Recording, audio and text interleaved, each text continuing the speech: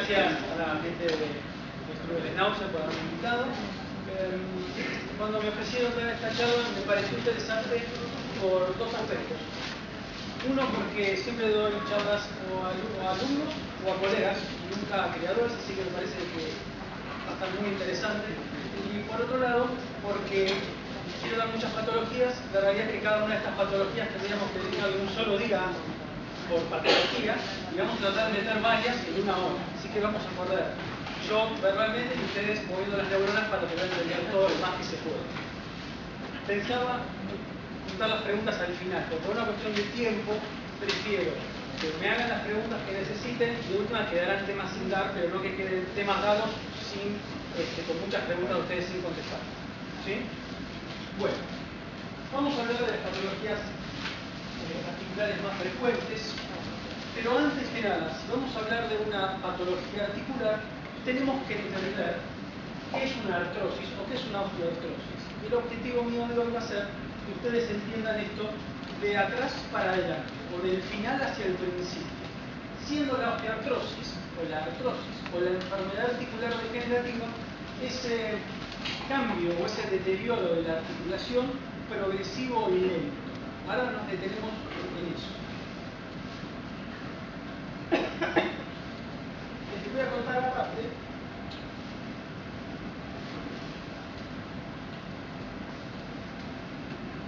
que la osteoartrosis es más que importante en la clínica diaria, ya que tenemos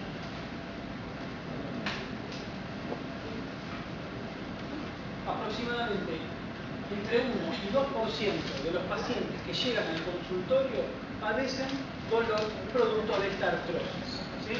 1 a 2 de 10 que entran, es muchísimo.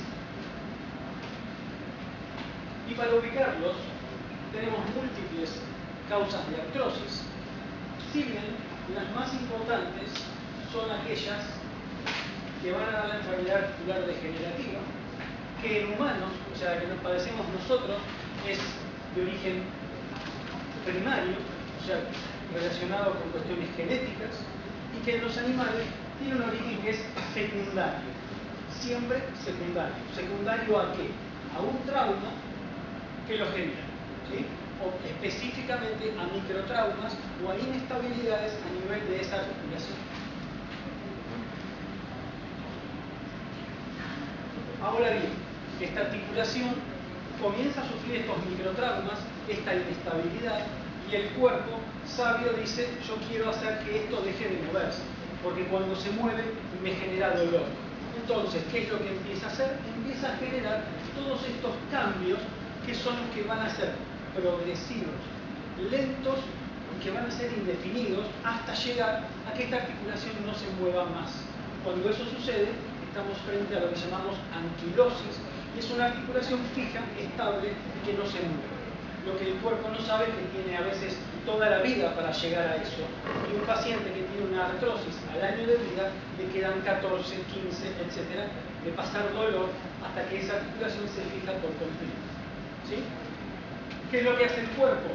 Comienza a hacer que las estructuras anatómicas normales de una articulación, el cartílago, el hueso subcombral, el hueso que sostiene debajo de ese cartílago, el líquido sinovial, la cápsula articular, los ligamentos, etc., comiencen a cambiar, se comienzan a endurecer.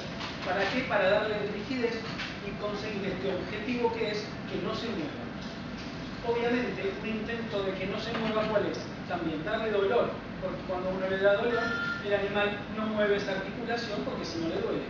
Y de esa forma se comienza un ciclo vicioso en el cual el dolor genera más contractura muscular, más alteraciones de esa articulación, obviamente eso da más cambios osteoartrósicos y por consiguiente cada vez se va empeorando más el cuadro.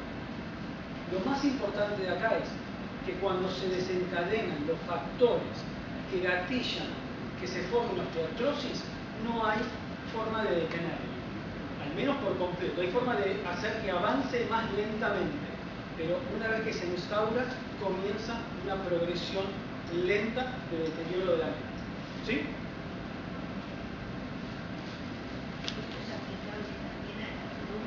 Sí, a cualquier articulación. o donde haya movimiento y unión de huesos.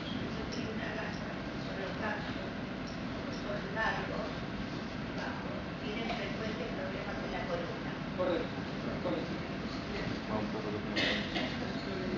Bueno, dijimos que íbamos a empezar desde el principio, desde el final hacia el principio, y obviamente lo que nosotros vemos como final es la osteoartrosis. Ahora, ya ustedes saben que la que generó esta osteoartrosis es esos microtraumas o esa inestabilidad de esa articulación. Ahora, ¿cuál es la raíz del problema? Y la raíz del problema son todas esas afecciones que generen microtraumas o inestabilidad a nivel articular. Entre ellos, la displasia de cadera, la displasia de codo, la necrosis aséptica de cabeza femoral, la luxación rotuliana, etc. Cualquiera que genere esa inestabilidad va a desencadenar o va a generar estos microtraumas y por consiguiente darnos a ese paciente con una articulación con artrosis o enfermedad articular degenerativa. Quería llegar a esto porque empezamos a hablar a partir de ahora sí de estas enfermedades, pero es ustedes donde más participan, porque son ustedes los que van a hacer que estas enfermedades no se presenten. Cuando el veterinario trabaja, es cuando ya esa enfermedad ya se presentó. A nosotros nos llega en esta instancia, cuando ya aparecieron la inestabilidad o el microtrauma, o la osteoartrosis. ¿Sí? El objetivo y la idea de la charla es concientizarlos para que tomen ustedes las cartas en el asunto para que estas enfermedades no aparezcan. ¿Sí? Bien, todas estas enfermedades tienen algo en común, y es que son enfermedades del crecimiento, y algo que ya lo hablé en la charla anterior, así que no se lo voy a repetir, son hereditarias. Hereditarias significa que la traen los genes, pero que no están presentes al momento del nacimiento. O sea, que todos los animales que nacen no tienen ninguna de todas estas patologías. ¿Sí? Al momento del nacimiento están sanos.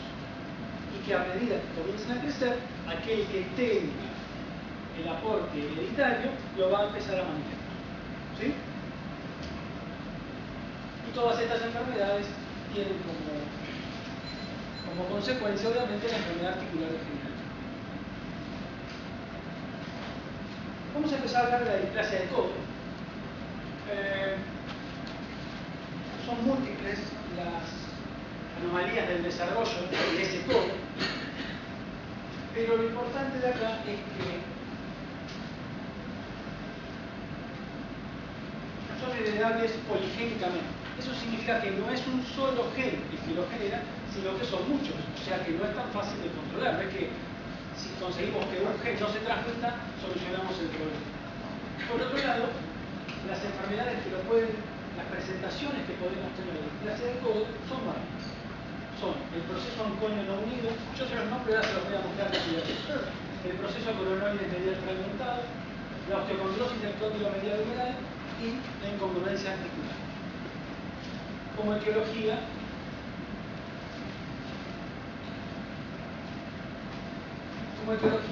tenemos el crecimiento asincrónico del radio del cúbito, la osteocondrosis, la displasia y la escotadura semilunar. Voy a algunos datos técnicos como para que los tengan, pero no nos va a dar tiempo para explicar. Esto es un codo. Tenemos al número. Si me quiero dar ahora. ¿Cómo? Está el nombre, sí, pero me gusta más señalarlo porque me parece más didáctico. En el número, tenemos el radio y la una o punto. Fíjense que esta articulación tiene la particularidad de ser 3 huesos que participan, en la cual debe haber un perfecto engranaje entre estos 3 huesos. Si este engranaje no funciona, va a haber zonas que van a recibir más sobreesfuerzo que otras. Y eso es un microtrauma.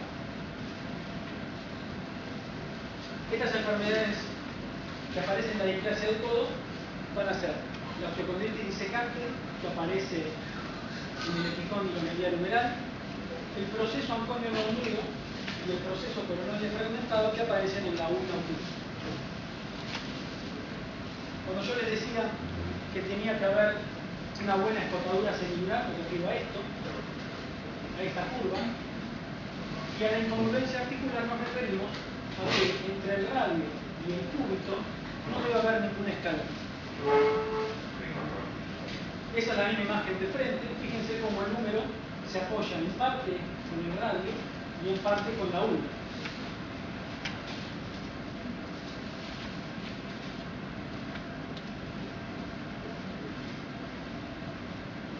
Un video para ilustrarnos de cómo es el movimiento de ese codo y cómo debe ser perfectamente equilibrado entre esos tres huesos. ¿Sí? Esta articulación funciona como una cápsula y adentro tiene que funcionar perfectamente. Es como un engranaje.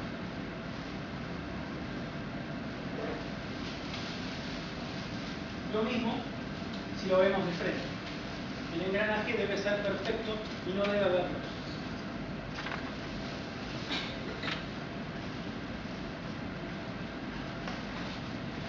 Bueno, las etiologías para que aparezca este proceso anconio movido son varias. Lo más importante que ustedes deben saber es que se presenta principalmente en razas grandes y gigantes, entre los 6 y los 12 meses de edad. Y acá empezamos a hablar de lo que nombramos al principio, que son enfermedades del crecimiento. O sea, que se van a manifestar durante el crecimiento del paciente y no van a aparecer una vez que el paciente terminó su crecimiento. ¿Sí? Puede ser que las encontremos o que las diagnostiquemos porque el paciente no lo manifestó, pero no quiere decir que no lo haya tenido en su infancia. Ahora, si un paciente es sano radiológicamente al momento de que terminó su crecimiento, no va a aparecer después. ¿Sí? Se presenta un poco más en machos que en hembras y lo que vamos a ver es distintos grados de claudicación, acortamiento del paso, inflamación de fusión articular. Estos son los primeros signos de artritis ya en esa articulación. Y después vamos a tener distintos grados de crepitación. La crepitación es ese roce que sentimos cuando movemos una articulación. Esa crepitación es el indicio de que ahí está sucediendo ya una artrosis o una enfermedad articular degenerativa. ¿Para qué nos sirve nosotros saber eso? Primero, para entender en qué estadio estamos. Y segundo, para poder dar un pronóstico. Porque si ya tenemos enfermedad articular degenerativa, ustedes ya saben que ese pronóstico va a ser malo porque no vamos a tener forma de evitarlo. ¿Sí? Diagnosticamos esta enfermedad. El diagnóstico es radiológico. Lo que tenemos que hacer es distintas radiografías de perfil con distintos grados de flexión. Lo más importante para saber de esto es que la gran mayoría de los pacientes, mejor dicho, solo el 5% de los pacientes manifiestan dolor en los dos codos cuando lo tienen en los dos codos. Solo el 5%. ¿Sí? Por eso es que siempre tenemos que pedir las dos radiografías. Un codo, aunque nos parezca que es el que está sano, y el que pensamos que está afectado. ¿Sí? El 20, el 35% de los pacientes lo tienen de forma bilateral, o sea, en los dos codos. Fíjense, esta es la una, este es el radio. Fíjense este pedacito de hueso que aparece como suelo. Bueno, este es el proceso anconio que no se unió a ese cúbito como corresponde. Eso genera una especie de piedra en el zapato, que termina siendo que el animal, cada vez que mueve ese codo, siente un roce. ¿Sí? Obviamente, ¿cómo responde el codo? Generando artrosis. ¿Para qué? Para inmovilizar. ¿Sí? Una pregunta. La bolsa esa de agua que utilizaste, por ejemplo, los pacientes, ¿es un problema articular o tenés un golpe? Bien. ¿O le trae secuelas? Bien. Rápidamente, no. Eso se llama higroma de codo y está relacionado con mini traumatismos que va recibiendo en el codo cuando caen, cuando se apoyan, cuando duermen. En general, eso es una respuesta inflamatoria local, pero no es articular. Si vos le sacás una radiografía, vas a observar la articulación en perfecto estado y ese líquido, ese higroma, está formado en el tejido subcutáneo. Y es una especie de respuesta del cuerpo que busca amortiguar a esa prominencia ósea para que no se golpee. ¿Sí? No le trae Nada que ver. No, nada que ver. Bien. En el proceso Anconio no unido, lo que tenemos es un radio que va a estar relativamente más largo que el cúbito. De esa forma, las presiones del húmero, ¿para dónde van a ir? Para arriba. ¿Y a quién van a lastimar? A este proceso Anconio, no permitiendo que se una al resto del cúbito como corresponde. Al nacimiento, y este es el otro dato importante, todos los pacientes tienen el proceso Anconio separado del cúbito, porque es un centro de osificación secundaria. Y a medida que va creciendo, se va uniendo. Alrededor, depende de la raza, entre los 5, 6, hasta 7 meses. Salvo los basset down, que lo hacen a partir de los 10 meses de vida. ¿Sí? Entonces, si yo tengo un paciente, un schnauzer gigante, que a sus 10 meses le saco una radiografía y encuentro el proceso Anconio separado del cúbito, significa que tiene proceso Anconio no unido. ¿Por qué? Porque ya pasó la edad en la cual se debería haber osificado. ¿Y ahí conviene operarlo? Sí, sí. Sumado a eso, voy a encontrar esta incongruencia articular y voy a encontrar otros signos de artrosis asociados en ese corte.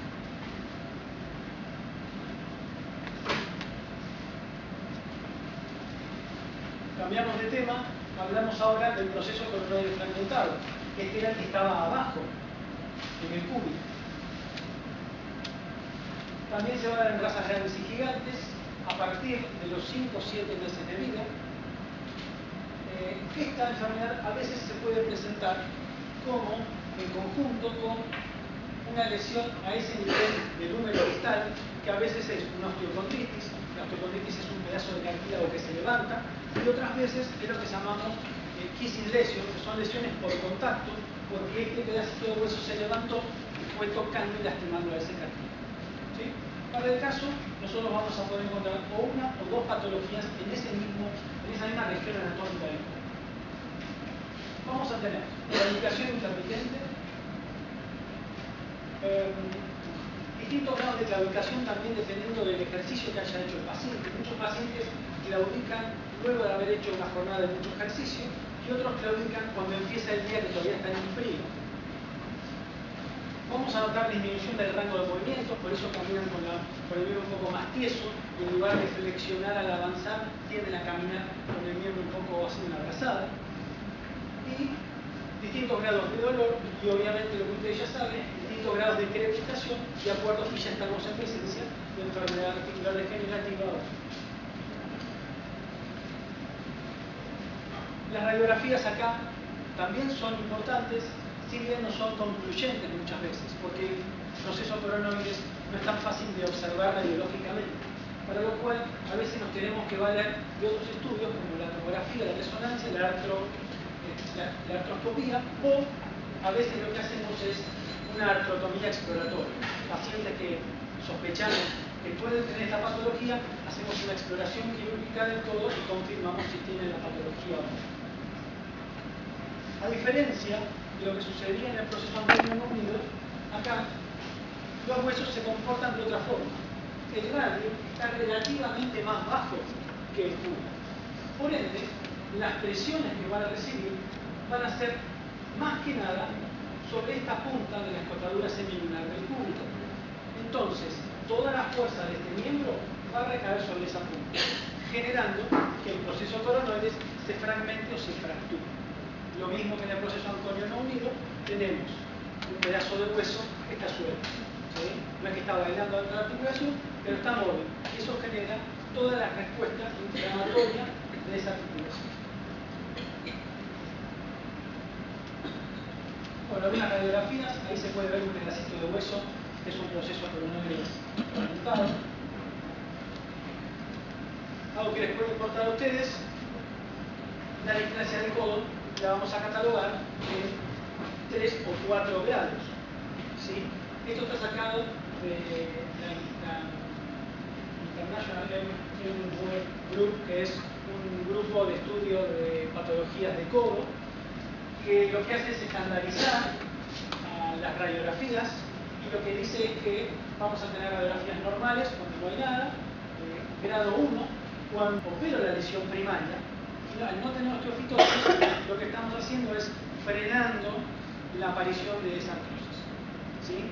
Cuando ya hay osteofitos, ya está desencadenado y es mucho más, o es peor el pronóstico. ¿Sí? Si bien, como estos pacientes tienen dolor, los metemos igual a cirugía porque al sacar ese foco de dolor, de inestabilidad a esa articulación, lo que hacemos es que progrese más lentamente la artrosis.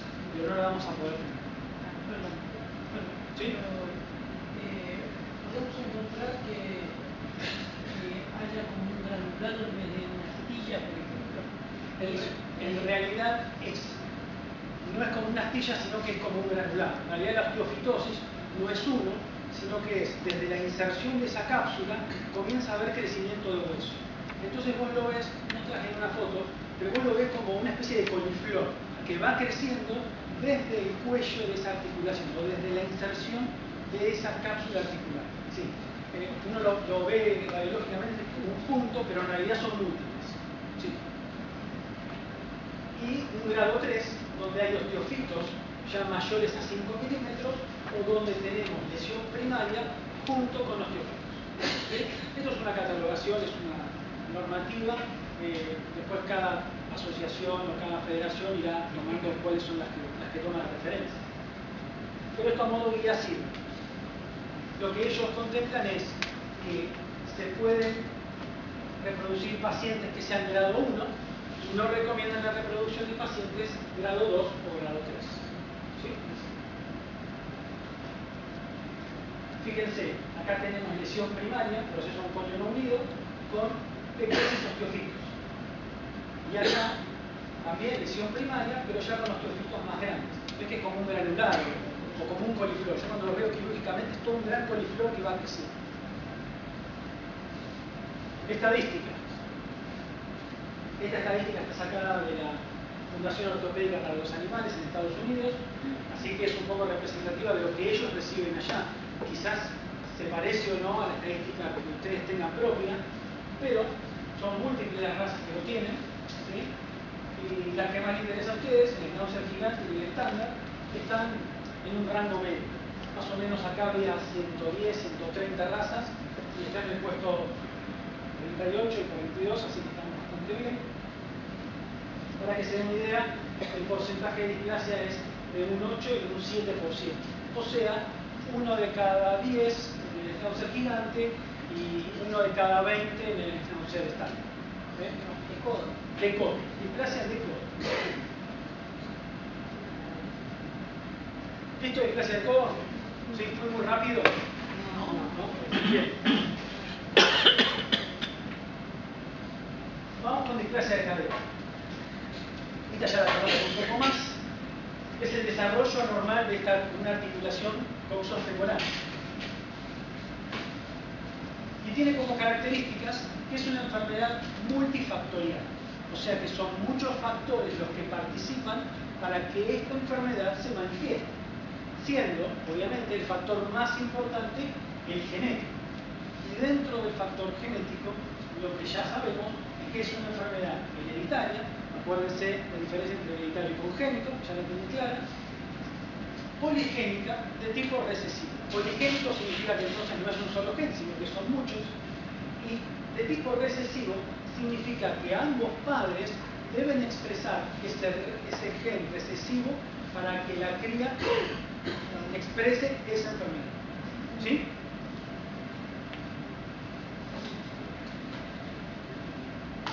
Acá viene lo más importante. Este factor genético va a ser el responsable de que se transmita esta enfermedad de forma genotípica, o sea, de que los hijos reciban esos genes. Ahora, para que se manifieste, o sea, para que yo encuentre a un paciente que tenga clínicamente displasia de cadera, cuando me refiero a clínicamente puede ser radiológicamente o puede ser porque presenta dolor o otra manifestación clínica, ¿sí?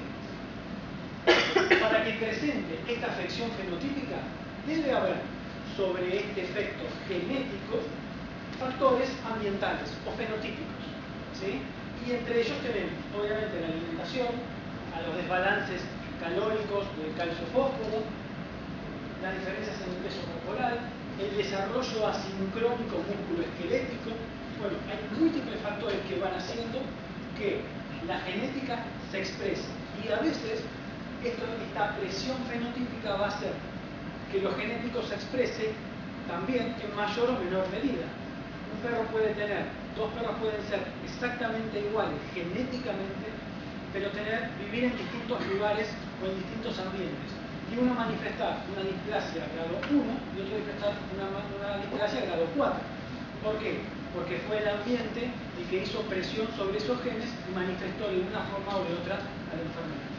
¿Sí? Vamos. Si tuviéramos todas las características negativas de ambiente, de cuidado, en fin, pero no tuviéramos la genética, ¿se podría manifestar la displasia? Desde lo teórico, no. Desde lo teórico, absolutamente no. Porque el ambiente lo que hace es presión sobre esa genética. Sí. Si bien vemos algunos animales, pasó hace poco revisar a un pitbull que desde los 6 meses el dueño lo está entrenando para el dog run. Sí, la carrera. Bueno, entonces lleva ya 3 años corriendo al lado de la bicicleta y tiene sus 2 caderas artrósicas destruidas. Ahora, ¿eso fue una displasia que empezó de cachorro y ahora tienes artrosis? ¿O fue tanta exigencia a esa articulación que terminó generando la artrosis? Con eso digo, desde lo teórico, si no hay genética, no debería tener displasia. ¿Sí? Ahora bien, toda articulación que recibe un exceso de exigencia también se puede volver artrósica y eso no quiere decir que sea displasia. O sea que las dos cosas del plural. ¿Cómo? Pudieran haber sido las dos cosas. O pueden haber sido las dos cosas, exactamente. Como no podemos hacer ese estudio de los genes, es que no podemos saber si es 100% libre y no hay ningún gen que lo pueda expresar. Gracias. Bien. Tarea, y esto es resumen de lo que hablamos recién. Estos factores hereditarios van a ser presionados por los factores ambientales y lo que van a hacer, y acá viene el factor hoy más estudiado y el origen de todo el problema ya a nivel local de la displasia de cadera, y es la laxitud articular. La laxitud articular es el origen de todo lo que después va a suceder en esa cadera. Vamos a tener alteraciones en el acetábulo. El acetábulo es la copa que sostiene a la cabeza del fémur y que permite que coapten y que se roten y tengan todos sus movimientos correctos. Estas alteraciones en el acetábulo y en el fémur va a generar diferentes presiones. En lugar de ser una presión uniforme a lo largo de toda esa cabeza femoral, va a haber zonas donde van a recibir más presión que otras y entonces vamos a tener distintos grados de desgaste en el cartílago articular. Como ustedes ya saben, esos microtraumas van a generar una enfermedad articular degenerativa u osteoartrosis. Lo mismo, a modo guía, fíjense, la cabeza del fémur entra y coapta perfectamente dentro de su acetábulo,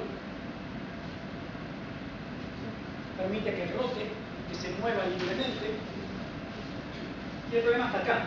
Cuando comienza a haber laxitud articular, comienza a moverse, y ese movimiento va a empezar a dar alteraciones en sus estructuras anatómicas, hasta que en un momento esa articulación comienza a deformarse hasta que finalmente termina o subluxándose o luxándose por completo.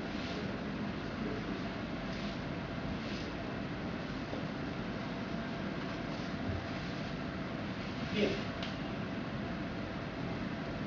Lo mismo que antes, es una enfermedad de crecimiento. Entonces, se va a manifestar siempre que ese animal esté creciendo. ¿Sí? Primer punto importante, dijimos que era hereditaria no congénita.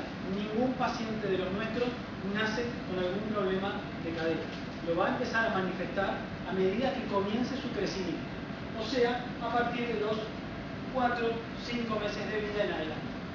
Y va a finalizar cuando termina su crecimiento porque es una enfermedad de crecimiento. Otro rango de pacientes que vamos a encontrar son aquellos que tienen artrosis. artrosis que ya sabemos que no es primaria en los animales, sino que es secundaria. En este caso, esta artrosis que nosotros encontramos en la cadera fue secundaria ¿a qué? A la displasia de cadera que tuvo cuando era cachorro. ¿Sí? Entonces, ese perro que hoy tiene 6, 7, 8 años, con sus caderas artrósicas y doloridas, técnicamente hoy ya no tiene más displasia. La displasia la tuvo cuando crecía y generó todas estas alteraciones osteoarticulares. Hoy lo que está padeciendo en realidad es artrosis. ¿Se entiende la diferenciación? Pero pasa que a veces en esta edad no manifiestan signos, pasa y empiezan a manifestar los signos cuando ya son adultos. Y ahí encontramos el problema. ¿Vamos? En el examen físico, dificultad para incorporarse, ¿sí? Son animales que tienden a estar más bien echados, algunos tienden a comer sentados, intolerancia a la actividad física, claudicación, dependiendo de los grados de dolor que tenga, van a claudicar un miembro o no. Atrofia muscular, dependiendo también si es más marcada la atrofia, la displasia en una cadera o en otra. Y les haremos todo el tambaleo. ¿Por qué? Porque cuando comienza a haber grados importantes de displasia de cadera, esa cabeza del fémur que comienza a abandonar su acetábulo, se comienza a ir hacia afuera y arriba. Al salirse afuera y arriba, comienza a ver esas caderas que ustedes conocen cuadradas en lugar de redondas, y eso es porque los trocánteres mayores se fueron hacia arriba y hacia afuera, y por consiguiente a eso, ¿qué pasa? Los tarsos se tienen que juntar, y son esos animales que vemos con, en lugar de que los miembros caigan paralelos, comienzan a juntar su paso. ¿Sí? Una vez que empieza a hacer eso, si esa displasia progresa y comienza cada vez más a salirse hacia afuera, la cabeza femoral, llega un momento en el que empiezan a caminar con los pies en una línea, caminan caminando como una modelo, y por eso caminan tipo tambaleo. ¿Sí? Ahora bien, ¿en qué otro animal solemos ver este tambaleo? En el animal añoso, en ese ovejero, no pero ovejero porque es el clásico, que tiene 8, 9, 10 años, ¿sí? Y que empiezan a tambalear. Y acá viene el principal problema. El tambaleo es porque tiene un problema en la cadera o porque tiene un problema neurológico y no está sintiendo sus piernas. Y en general lo que sucede es eso. ¿Sí? Cuando son viejos, le sacamos radiografías y vemos las caderas artrósicas terribles. Cuando revisamos al paciente, no tiene dolor. Entonces el paciente está echado y no se puede levantar o se levanta con dificultad por un tema neurológico, porque no está sintiendo sus miembros, no porque tenga dolor. Y fíjense cómo esto pone a una afección y a la otra en dos extremos totalmente distintos, porque uno es dolor puro, artrosis, y el otro ¿qué es? Falta de sensibilidad, nada de dolor. ¿Se entiende? ¿Sí? Por eso puse el tambaleo, porque muchas veces piensan o se cree que un animal que tambalea tiene un problema en la cadera y muchas veces el problema está lejos de la cadera y está más bien en la columna. Lo que sí debo decirles es que hay muchos pacientes que, como tienen dolor en sus caderas desde sus 6, 7, 8 meses de vida, cuando llegan a los 9, 10 años, lo que hicieron fue pasar transferencia de peso desde sus miembros posteriores a los miembros anteriores, para tratar de que le duelan menos. En ese pasaje de peso, igual que nos Dayan, ¿dónde es donde más se sufre? En la columna. Esa columna es la que resiste ese traspaso de peso. Esa sobreexigencia termina haciendo que se formen alteraciones a nivel de los discos intervertebrales o la médula y termina dando ese problema neurológico en el animal animal. ¿Sí? Bueno, algo de clasificación de la displasia. ¿Puedo preguntar algo? Sí, obvio. Las manifestaciones del examen físico, como reseña, puede particularmente presentarse por 5 o 12 meses, pero ¿qué pasa si tenemos un reproductor que da esa sintomatología pero no termina siendo este diagnóstico? Y hay multifactores que lo provoquen, inclusive la inactividad. En realidad, primero es no solo el examen clínico, sino el radiológico. ¿Por qué? Porque en realidad, para la displasia de cadera, el diagnóstico, si bien empezamos por el diagnóstico clínico, en realidad comienza por la radiografía. ¿Por qué? Porque tenemos muchos pacientes que tienen un diagnóstico radiológico de displasia grado 2 o más, displasia grado 1, y están muertos de dolor, y debo atenderlo por ese dolor, y al revés, pacientes de grado 3 y grado 4 que no tienen nada de dolor. Entonces, a esos es a los que no operamos, no les hacemos nada, porque no tienen nada de dolor. ¿Por qué? Y acá viene un poco lo del principio. Porque desde lo médico tratamos el dolor, ¿sí? Pero no prevenimos a esa enfermedad. Y es desde la crianza donde justamente está la clave, hacer que ese animal no manifieste esa enfermedad. ¿Sí? Bien. Grado de displasia, grado 0, lo presenta. Hay una denominación que se llama de transición, ¿sí? Donde hay una sospecha de displasia, pero no llega a ser un grado 1 de displasia, lo llaman 0, 1 o A.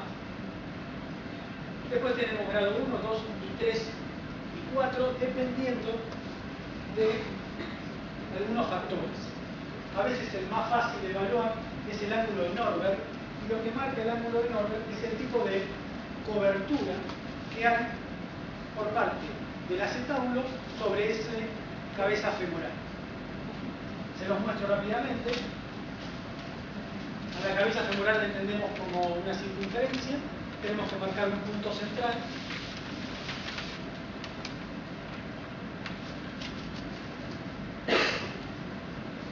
Los unimos por una línea y eso trazamos una línea a través de lo que es la parte craneal del acetábulo.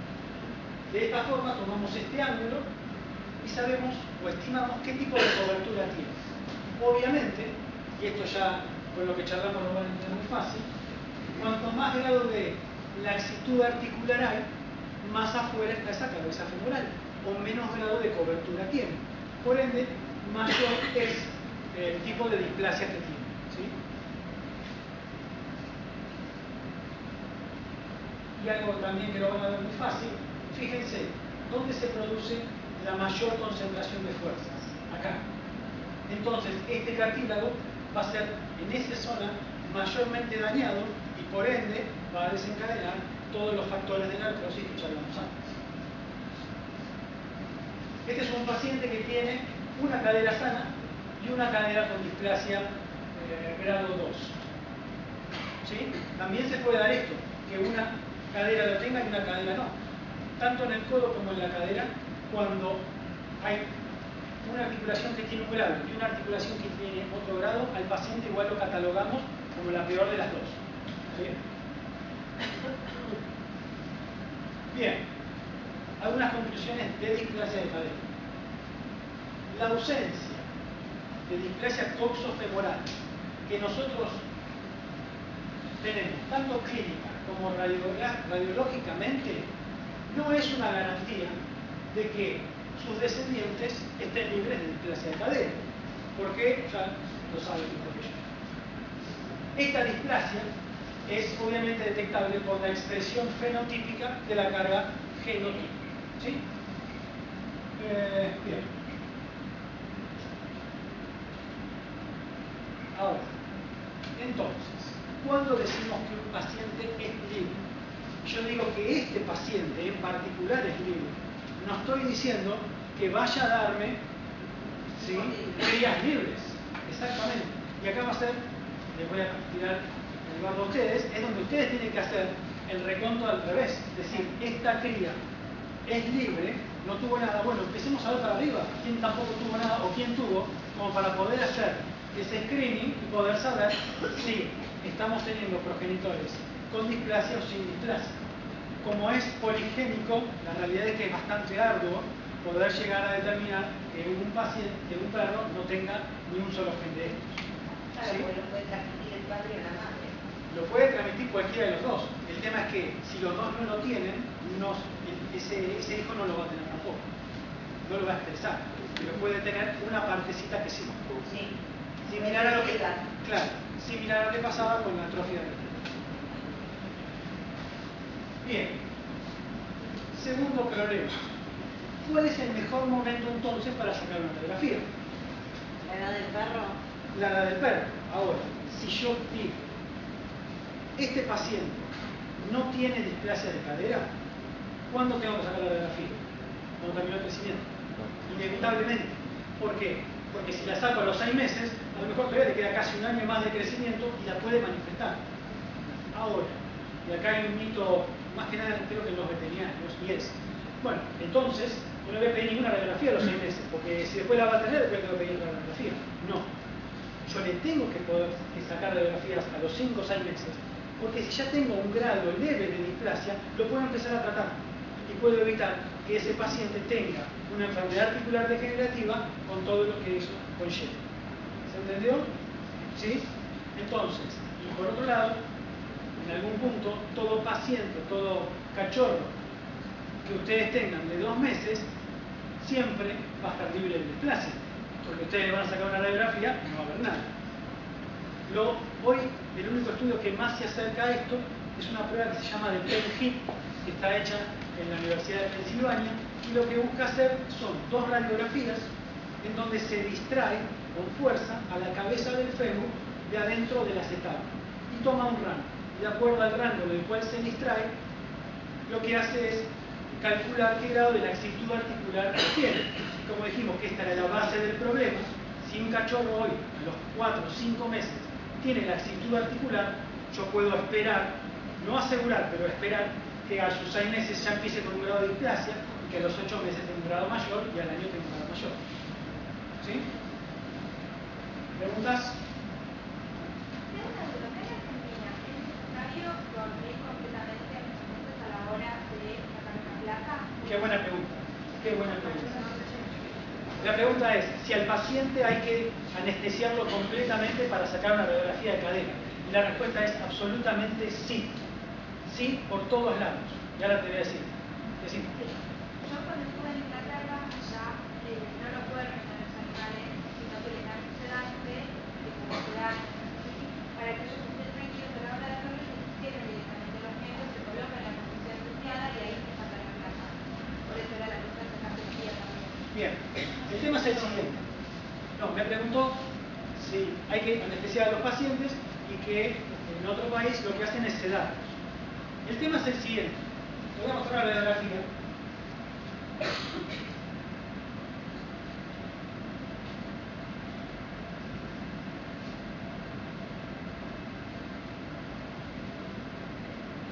Bien. Dijimos que la articulación le duele. ¿Sí? Si la articulación le duele, obviamente, si a ustedes les duele algo, ¿qué es lo primero que hacen? Lo contracturan, lo traban. 1. 2. Lo que más duele en una articulación displásica es la estructura de sostén de esa articulación. En la displasia de cadera, la principal estructura de sostén es la cápsula articular. Cuando vos al paciente lo posicionás de esta forma, lo que estás haciendo es hacer esto con su cápsula articular. Cápsula articular, que si está sano es una cosa, pero si está displásico, está engrosada, está inflamada y duele. ¿Sí? Entonces, una razón ya para sedarlos, al menos hacer lo que se llama una sedación con analgesia. Segunda razón, dijimos que tomábamos los ángulos de Norbert y el ángulo de cobertura de este acetablo hacia la cabeza femoral. Si vos no lo tenés anestesiado, vamos a tener el animal contracturado. Si está contracturado, ¿qué va a hacer? Se va a meter. Y a vos te va a dar un valor que no es el real. ¿Se entiende? Entonces, siempre deben estar o con una sedación muy profunda que te dé muy buena analgesia y relajación muscular, o una anestesia general muy suave, como lo quieras ver. Pero el punto es que vos, como radiólogo, puedas conseguir una muy buena relajación muscular para que estas cosas no alteren a tu medición posterior. Yo creo 2 razas braquicéfalas. Perdóname, ¿no? Voy para allá. Yo creo 2 razas que son braquicéfalas. La mayoría de veterinarios no los quieren sedar. No los quieren sedar por miedo. Hay que sedarlos. Hay que sedarlos. Y ahora vas a ver otra cosa más. Para tomar una buena radiografía de cadera, esto en algún punto es un problema para vos y es un problema para mí, porque me pasa muchas veces que veo radiografías que técnicamente las tendría que descartar, porque si no está bien posicionado, y ahí viene el otro tema, si no está bien posicionado, tampoco podés tomar los valores.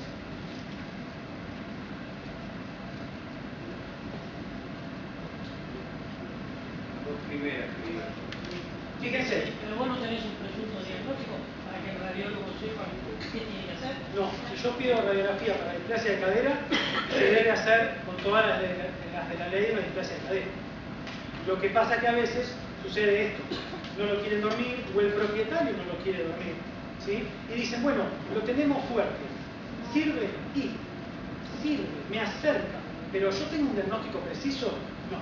O sea, si vamos a esto, a ponerle una plantilla y tomar ángulos donde 100 no es lo mismo que 105, lo tengo que anestesiar. Ahora, para el body que viene con la señora y que, bueno, tiene un poquito de displasia, bueno, sí, ayuda, sirve, pero creo que estamos hablando de otro nivel acá. La realidad es que queremos precisión, y la precisión es trabajando con el animal como corresponde. Ahí vi que tenías un listado, son las dos primeras razas. Ahora vamos, sí, ahora charlamos de eso. Lo pasé de largo porque estábamos charlando otra cosa, pero ahora. Bueno, con respecto a la posición, los fémures deben estar perfectamente paralelos. Si el animal no está o muy bien sedado o anestesiado, a veces es difícil colocar los dos fémures perfectamente paralelos. La columna derecha, fíjense, los agujeros obturadores simétricos, la cadera, las alas ilíacas deben estar simétricas, las rótulas apuntando al cielo. Si yo no tengo eso, yo no debería tomar ninguna medida de acá. A veces, bueno, tomamos igual, etc. Porque para Bobby sirve, pero para decir, este es un ejemplar grado 1 o grado 2, lo puedo reproducir o no lo puedo reproducir, creo que estamos en una línea un poco más fina. ¿Contestada? Ahora sí, a lo tuyo. Estadísticas. Lo mismo. Ahora, las dos, sí. Y es más, tengo muchas radiografías que los traen por otro problema y vemos la cadera displásica. El tema es que no presentan signos clínicos. Entonces, como no presentan signos clínicos, no hay importancia. Pero sí, Bulldog y tú, 1 y 2. Totalmente. En cambio, después sí ya tenemos Doble Burdeos, San Bernardo, que sí dan signos clínicos. Lo querés comprar en otro país, poner un bulldog, le pedís placa de displasia y directamente te dicen que no te la quieren hacer. Poner en Estados Unidos no te la tienen criadores conocidos, te dicen que no. Ahí falta una normativa de que tengan que estar libres de displasia. Pero bueno, tenés importante. Bueno. Sí, en realidad esta lista es enorme, 172 razas que tienen displasia de cadera. El tema es que no todas dan signos clínicos, ¿sí? Hay hasta el pequinés, hay muchísimas más, hay gatos con displasia de cadera, pero como no manifiestan signos clínicos, pasan desapercibidos. Y a veces nos enteramos que el perrito ese tenía displasia de cadera a los 15 años cuando le sacamos una placa por otra cosa. El Schnauzer, el gigante, tiene aproximadamente un 17%. ¿Sí? Podríamos decir 2 de cada 10 tienen un displasia de cadera. Y el estándar... 2 de cada 10. ¿Cómo? 2 de cada 10. Sí. Según ellos, según la OFA. Eso no quiere decir que sea la estadística que tienen ustedes acá. ¿Sí? Y la realidad es que esta estadística está sesgada por, primero, las razas que tienen ellos allá, y segundo, que OFA recibe los informes de los veterinarios. Así que si un veterinario manda más de una raza que de otra, tampoco le va a llegar. ¿Sí? O al revés, si le mandan todos los que tienen displasia, a lo mejor también ha sido mucho más el número de lo que en realidad es el total de individuos que hay de esa raza. O capaz que se hacen preplacas y directamente no se hace el examen oficial. Y ese perro que estaba afectado no pasa a engrosar la lista. Tranquilamente. Por eso digo, son estadísticas, las muestro como una referencia, no significa que ustedes tengan que estar pasando por esta instancia igual. ¿Sí? De hecho, creo que cada vez más hay que empezar a recopilar información para tener cada uno su propia estadística.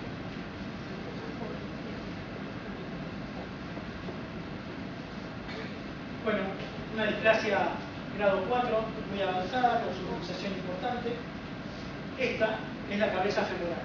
Fíjense, y acá está lo que hablamos, fíjense ese coliflor que crece ahí, son todos los osteofitos que crecían desde el cuello femoral en pos de tratar de fijar a esta articulación.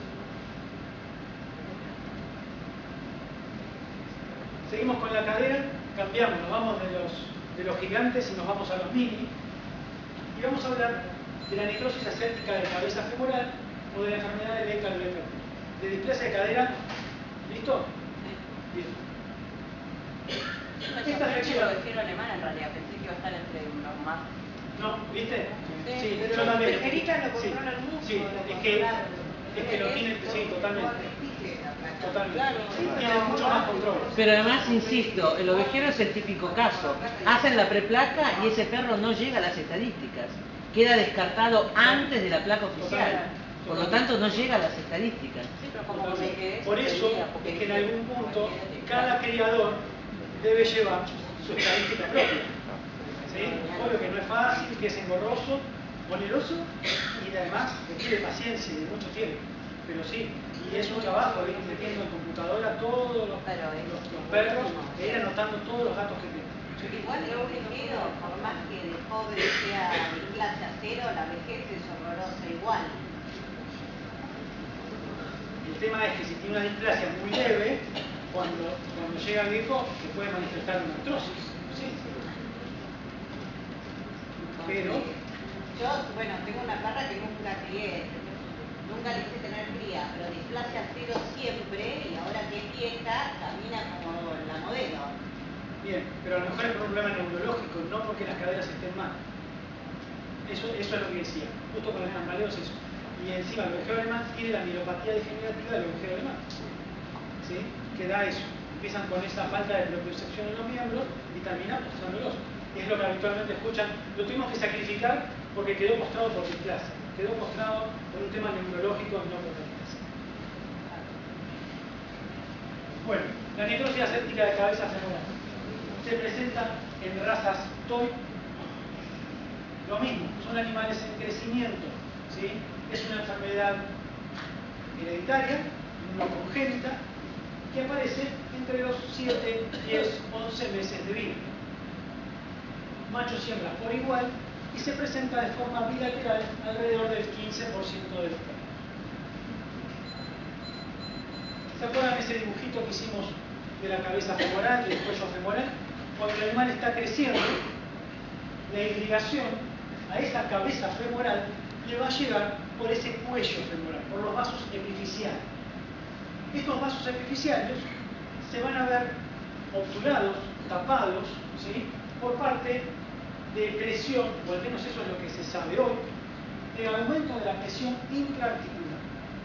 Como estos vasos epifisiales no le llegan a irrigar a la cabeza femoral, se empieza a morir. Todavía no termina de crecer y ya se empieza a morir. Cuando se empieza a morir, el cuerpo que está creciendo dice, no, esto rápidamente hay que solucionarlo. Busca llevar irrigación de otros lados, pero ya hay una necrosis de parte de ese hueso y termina habiendo un colapso y fragmentación de esa cabeza. Si eso sucede, esta articulación obviamente que no va a funcionar. Si no funciona hay microtraumas, si no hay microtraumas, osteoartrosis.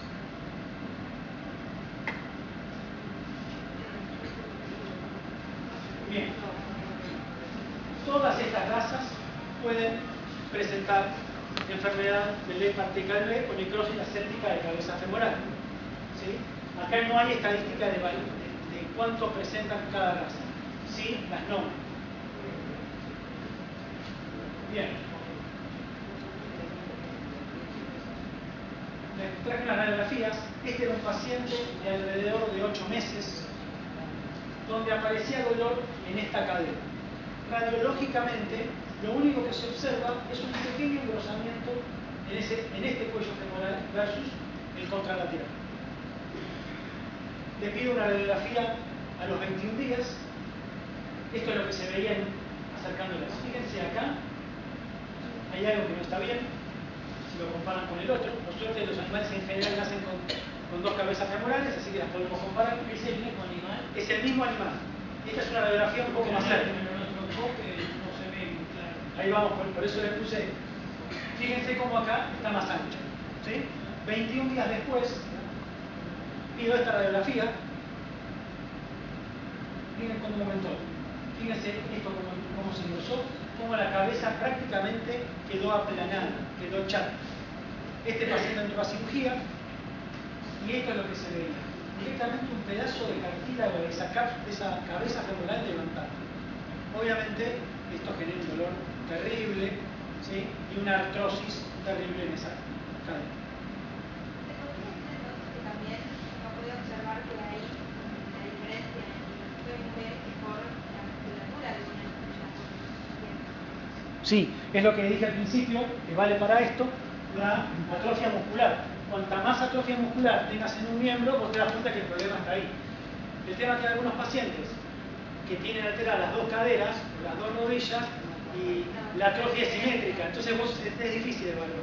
Y a veces ahí lo que podés hacer es compararlo con los miembros anteriores. Notás unos bíceps y unos tríceps así, y un cuádriceps muy atrofiado, y sabés que el problema está en el tren posterior. Creo que llegamos, ¿eh? Creo que llegamos. Obviamente, el tratamiento para la enfermedad del Lepard-Calvé es la exéresis, es sacar a esa cabeza y ese cuello femoral.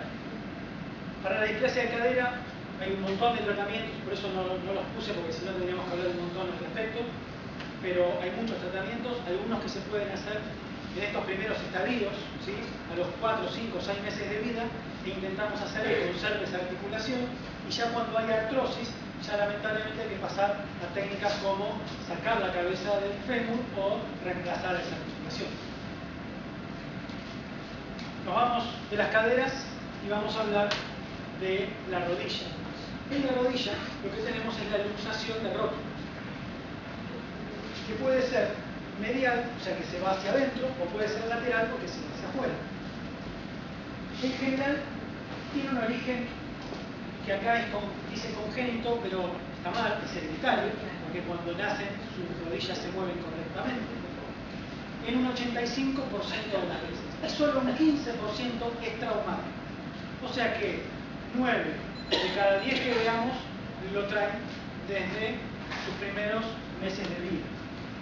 Y como es una enfermedad del crecimiento, al igual que todas las anteriores, va a ir evolucionando y va a ir pasando por distintos grados a medida que el paciente vaya creciendo. Puede ser unilateral o bilateral y tiene grado 1 a grado 4. Las razas pequeñas van a tener, les diría un 100%, la luxación hacia el lado medial, hacia el lado de adentro. Y las razas grandes van a tener un 80% hacia el lado de adentro y solo un 20% hacia el lado de afuera. ¿Sí? Esta es una rodilla, esta es la rótula, este es el ligamento patelar que se inserta en la tibia, este es el surco troclear por donde debe correr esa rótula, y lo que sucede es que la rótula abandona el surco troclear. Y de acuerdo a de qué forma lo se vaya saliendo, va a ser el grado de luxación que tenga. Esta patología no es dolorosa. Es un primer mito que hay que tirar abajo. Al animal no le duele, al animal le molesta, al igual que a lo mejor a algunos de ustedes, que se le traba la mandíbula o que se le traba el hombro. Siente una incomodidad que hace así y se va. ¿Sí? Claro. Ellos... Que iba corriendo y de repente se acomodaba. Exactamente. Bien, es eso. Entonces, cuando les dice el dueño, dice, no, porque le duele, no le duele, la tiene enganchada. Cuando la rótula abandonó el surco troclear, lo que sucede es que este eje cuádriceps, que es cuádriceps, rótula y ligamento, está del lado de adentro. como está del lado de adentro, lo que el animal no puede hacer es extender la rodilla. Entonces, ¿qué hace? Camina con la rodilla flexionada. Y el dueño interpreta que como tiene la pata arriba, le está doliendo. Bueno, entendamos que no es que le duele, sino que no la puede estirar porque está la rótula fuera. ¿Sí? Ahora bien, ¿en algún momento les puede doler? Sí. ¿Cuándo? Ya lo saben, esta rótula cuando va abandonando el surco troquear, ¿qué va a hacer? Va a generar un desgaste en el cartílago. Y dijimos que cualquier lesión o microtrauma o inestabilidad en una articulación desencadena una enfermedad articular degenerativa. Si yo tengo esto, voy a tener artritis y después una artrosis. Y ese es el momento en el cual al animal le duele esa rodilla. El otro problema que conlleva la luxación de rótula es esta inestabilidad predispone además a que se puedan romper más fácilmente los ligamentos cruzados. Y a veces nos pasa que lo traen por esta claudicación aguda y dolorosa, que es la ruptura del ligamento cruzado, y en ese momento encontramos que la rótula también se luxó. ¿Sí? Y cuando reparamos tenemos que reparar las dos cosas, el ligamento cruzado y tratar de alinear a este eje cuádriceps. ¿Sí? Bien. Esto es lo mismo que les mostré antes en un gráfico. Esta es la rótula y este es el surco troquear por donde debe correr. Acá están las alteraciones anatómicas que hacen que esta rótula comience a salirse. A medida que el animal va creciendo, va recibiendo exigencias biomecánicas alteradas. El cuerpo crece similar a un árbol, dependiendo de dónde lo tiren más de un lado o de otro. Y si lo tiran más de un lado va a crecer para ese lado, y si lo tiran más de otro va a crecer del otro. El cuádriceps o el eje cuádriceps debe tener sus fuerzas totalmente centradas, empezando por la cadera, siguiendo por la rodilla y terminando por el tarso. Si esto no está perfectamente alineado, estas fuerzas comienzan a traccionar y van a hacer que tanto el fémur se empiece a torcer, la tibia se empiece a torcer para el lado donde está tirando y que la rótula cada vez quede más tendiente a quedar fuera de ese surco troquear. Sí. Pero en realidad no es como pasa en los humanos, que por ejemplo tenemos diferencias de altura entre las piernas y eso genera un apoyo diferente y un desgaste diferente. Bien, en los animales eso no sucede. ¿Por qué? Porque ellos trabajan, nosotros estamos erguidos perfectamente. Ellos tienen sus miembros en ángulo. Entonces lo que hacen es modificar sus ángulos. Y de hecho, a veces nos pasa, por ejemplo, en la displasia de cadera, cuando sacamos la cabeza del fémur, ese fémur se eleva aproximadamente 1 centímetro. Y a ese paciente vos no lo ves renguear. O en una cirugía, por ejemplo, una fractura de fémur, que tenés que sacar 1 centímetro de fémur, vos dejaste al perro un miembro más corto que otro. Si nos pasa a nosotros, hay que suplementar el zapato con 1 centímetro de tacto. El paciente lo compensa perfectamente. ¿Por qué? Porque en lugar de trabajar con un ángulo de 100 grados, trabaja con uno de 105. O sea, modifica sus ángulos. Y nosotros en su andar no notamos diferencia. ¿Sí? Bien. Entonces, de acuerdo a cuán desplazada esté la rótula hacia el lado medial o lateral, va a ser el grado de luxación rotuliana que tenga. Este era un paciente con luxación rotuliana grado 3. Fíjense, primero, las caderas estaban mal. No me acuerdo qué raza es, pero las caderas estaban mal y esto nunca llamó la atención. Lo que llamó la atención fue este fémur totalmente torcido. ¿Estaba torcido al momento del nacimiento? No. ¿Estaba torcido a los 2 meses de vida? No. Se fue torciendo a medida que fue creciendo. Si le sacamos, este paciente debería tener alrededor de 7 meses de vida. Si le hubiéramos sacado una placa a los 5, hubiéramos encontrado el fémur mucho más recto.